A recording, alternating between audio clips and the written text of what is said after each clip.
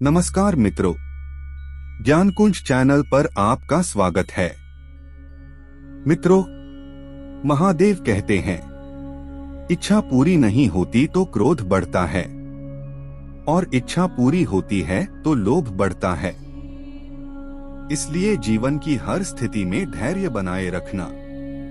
जीवन में आधे दुख इस वजह से आते हैं क्योंकि हमने उनसे आशाएं रखी जिनसे हमें नहीं रखनी चाहिए थी, और आधे दुख इस वजह से कि हमने उन लोगों पर संदेह किया जिन पर नहीं करना चाहिए था। अच्छी किस्मत के लोग थोड़ा भी बुरा होने पर भगवान को कोसते हैं और बुरी किस्मत के लोग थोड़ा भी अच्छा होने पर भगवान का स्मरण और धन्यवाद करते हैं। जिंदगी में कुछ फैसले बहुत सख्त होते हैं और यही फैसले जिंदगी का रुख बदल देते हैं। जीवन की कठिनाइयों का सामना करने के लिए अपने अंतर्यामी भगवान की ओर आदेश करें। वे आपको शक्ति और सामर्थ्य प्रदान करेंगे।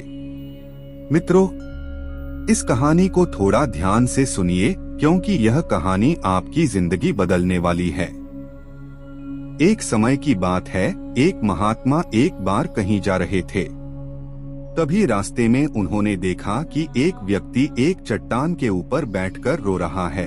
यह देखकर वह महात्मा वहीं रुक गए और उस व्यक्ति के पास जाकर उसके दुखी होने का कारण पूछा। वह व्यक्ति अपने आंसू पोंछते हुए बोला, मैं यहीं पास के ही गांव का रहने वाला एक बदनसीब व्यापारी हूँ।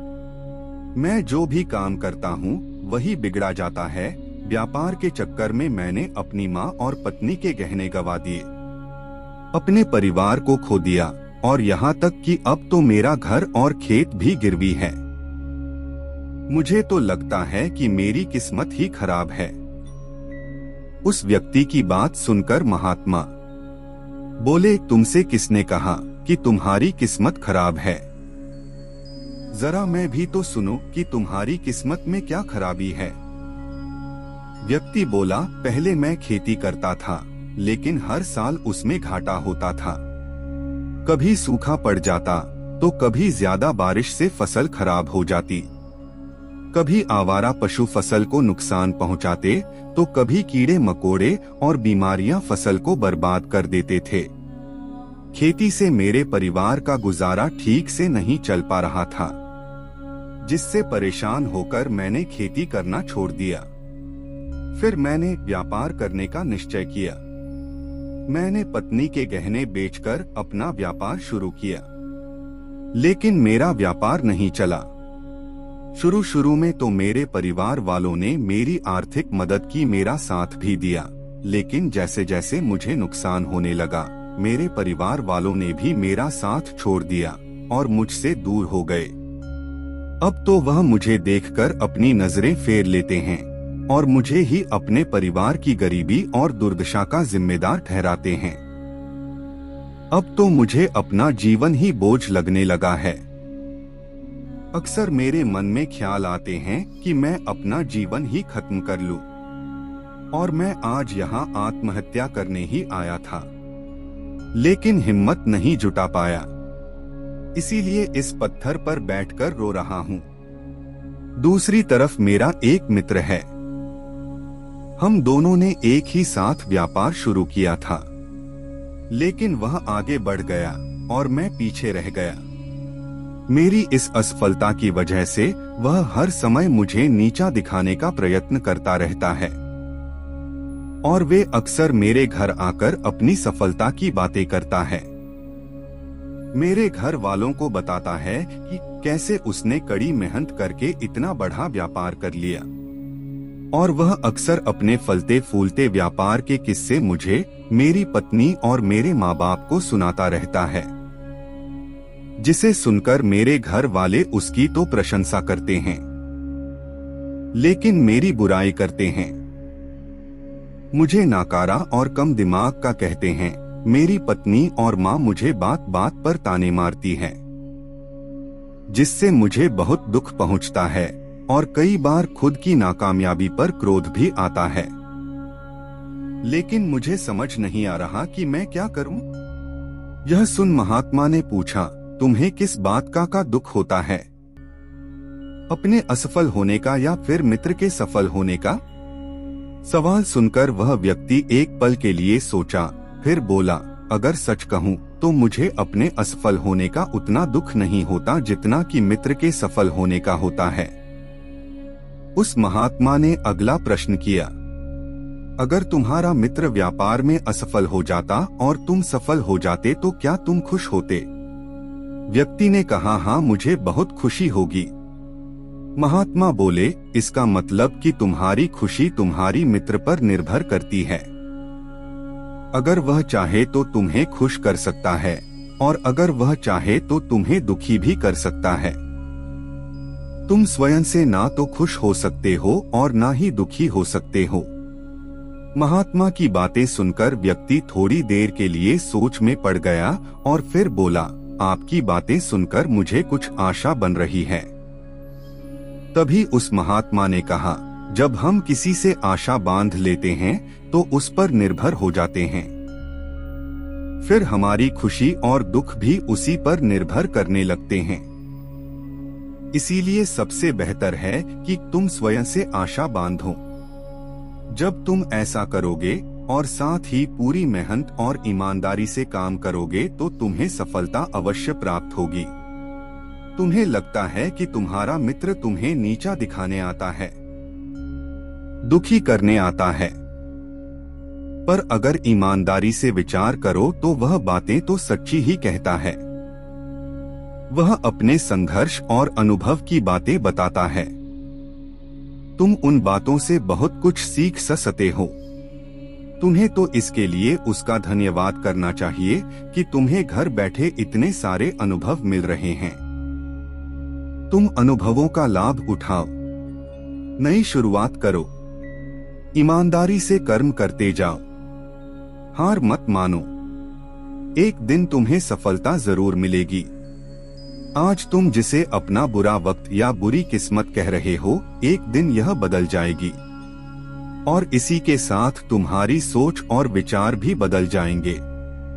और देखना, जब तुम्हारा अच्छा समय शुरू हो जाएगा तब तुम्हारा मित्र भी तुम्हें अपनी सफलताओं की कहानियां नहीं सुनाएगा, तुम्हें अपनी असफलताओं और परेशानियों की बातें सुनाएगा, ताकि तुम उसकी बातें सुनकर भ्रमित हो जाओ, तुम्हारा आत्मविश्वास डगमगा जाए और तुम गलत निर्णय ले सको।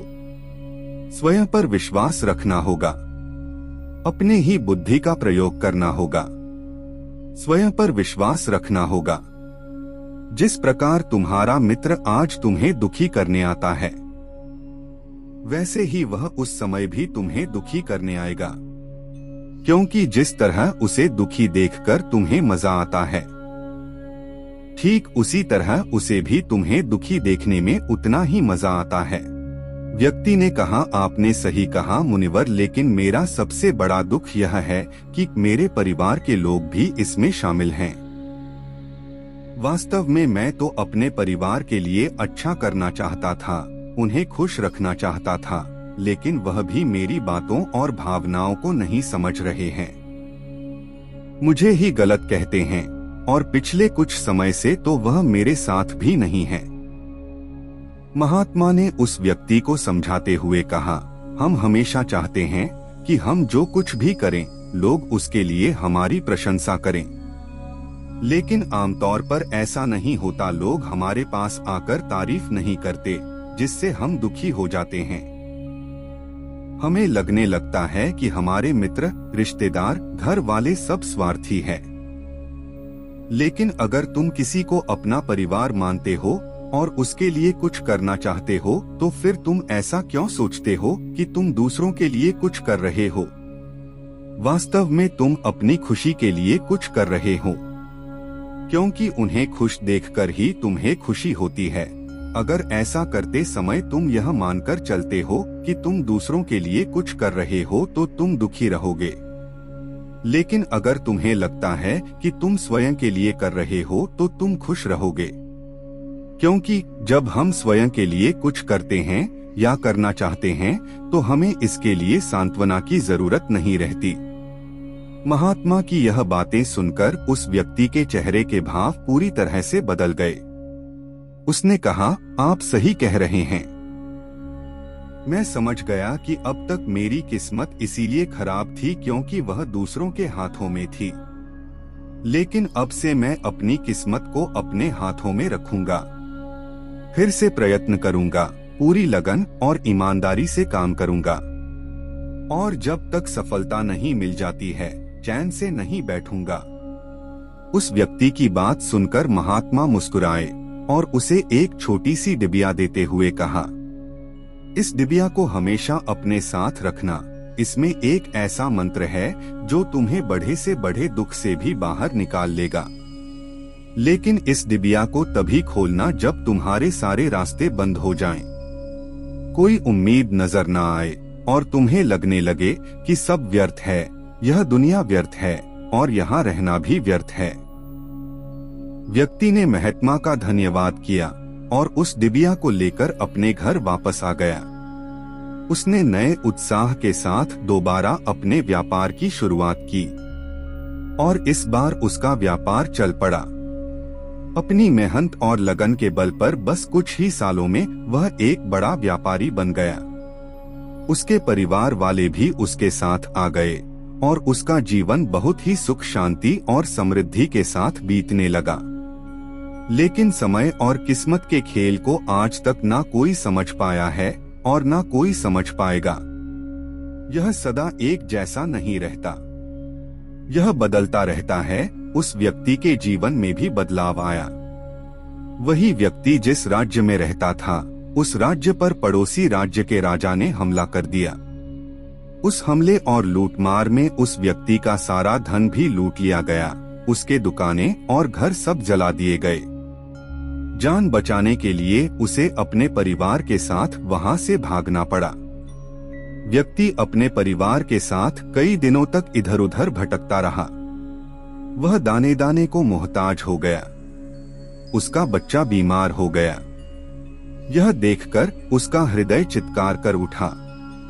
उसके पास अपने बेटे के इलाज और परिवार को खिलाने के लिए धन के नाम पर एक सिक्का भी नहीं था। वह अंदर से बुरी तरह से टूट गया। ऐसे में उसे एक बार फिर से निराशा ने घेर लिया। उसे लगने लगा कि उसका जीवन व्यर्थ है, सारी दुनिया व्यर्थ है। लेकिन तभी अचानक उसे महात्मा द्वारा दी गई डिबिया की याद आई। उसने बड़ी उत्सुकता के साथ उसे खोला। उस डिबिया के अंदर एक पर्ची रखी हुई थी। उस पर्ची पर कुछ लिखा हुआ था। उस पर्ची को उसकी आंखों के सामने छाया हुआ निराशा का अंधेरा छट गया और वह एकदम से मुस्कुरा उठा। उस पर्ची पर लिखा था, यह वक्त भी गुजर जाएगा। दोस्तों, यह कहानी हमें सिखाती है कि समय के खेल को समझना असंभव है। यह हमेशा बदलता रहता है। इसीलिए बुरी परिस्थितियों में हमें अत्यधिक निराश नहीं होना है। आत्मविश्वास बनाए रखना है, क्योंकि समय बदलता जरूर है। आज बुरा है तो कल अच्छा भी जरूर आएगा। बाकी अगर यह कहानी आपको अच्छी लगी हो तो इस पोस्ट को शेयर करें और ऐसी और कहानी सुनने के लिए ज्ञानकुंज चैनल को सब्सक्राइब करें। मिलते हैं आपसे ऐसी ही एक और प्रेरणादायक कहानी के साथ अगले दिन। धन्यवाद मित्रों।